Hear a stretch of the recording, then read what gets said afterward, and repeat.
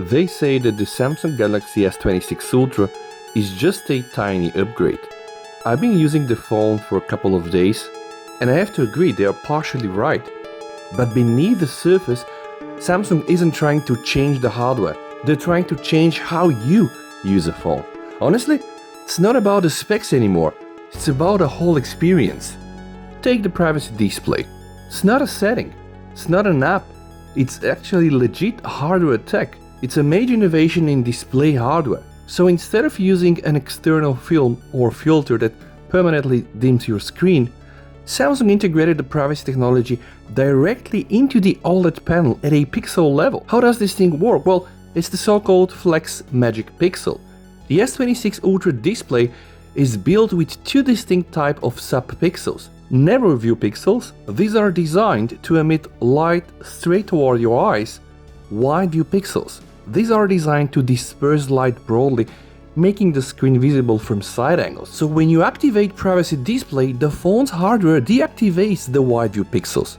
And because only the narrow view pixels remain active, the light is restricted to a tight pad aimed directly at you, the person looking straight at the screen.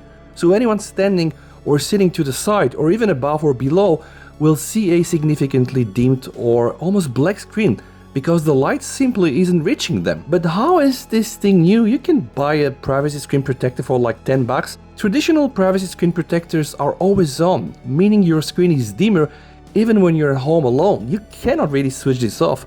With this tech, you get the full brilliant quality of the 2x AMOLED panel whenever you want. And it's customizable because it works at the pixel level.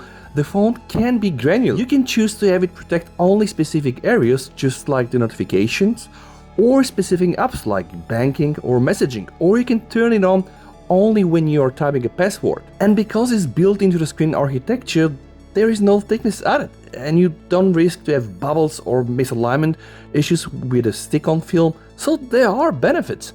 But it does also take away some of your brightness, and it can mess up with your coloring of the phone, so it's not yet 100% perfect. Then there is no nudge. It's an AI layer that tracks context. So if a friend asks a picture of your cat or is asking you what you're gonna do on this specific date, it's gonna pull your location, it's gonna pull up your calendar or your gallery, and it's going to give you the keywords to search for. So it's the first time that AI actually feels proactive, not just reactive. So indeed it's a big promise from Samsung to go for agentic AI, but we're not quite there yet, are we? Take the new AI audio razor.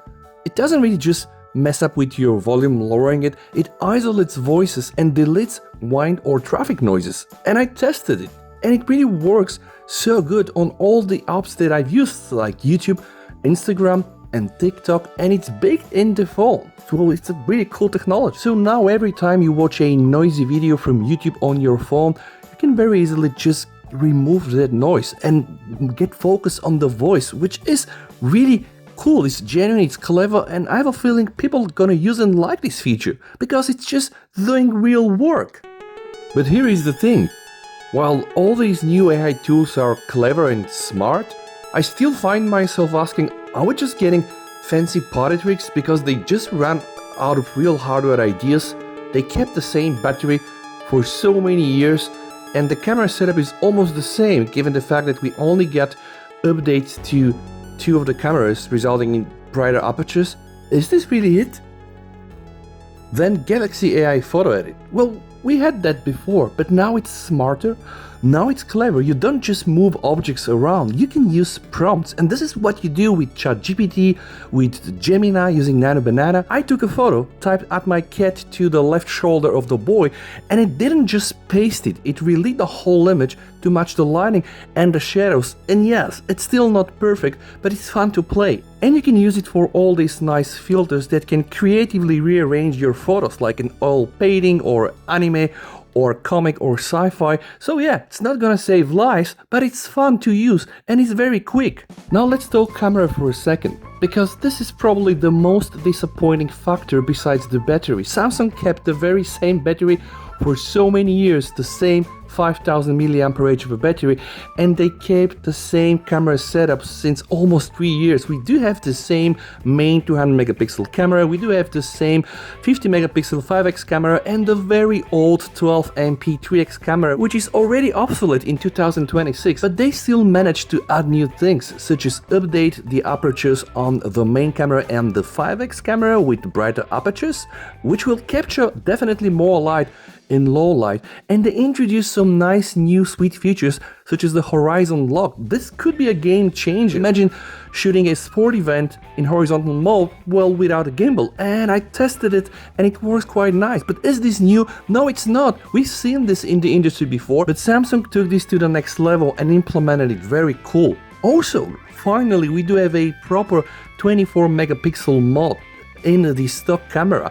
This is a sweet spot between sharpness and file size, and yeah, it's still hidden in the camera assistant settings, but once you find it, you can enable it and you can set this as a default photo capture. And they added some new cool features in expert RAW as well, such as the virtual reflector, which you can use to add lighting to a shot and change the position, direction of the lighting. And nevertheless, the S26 Ultra is the first phone that can utilize the new open source APV video codec that is almost lossless, but it's still compressed, though offering a very good high quality of video recording.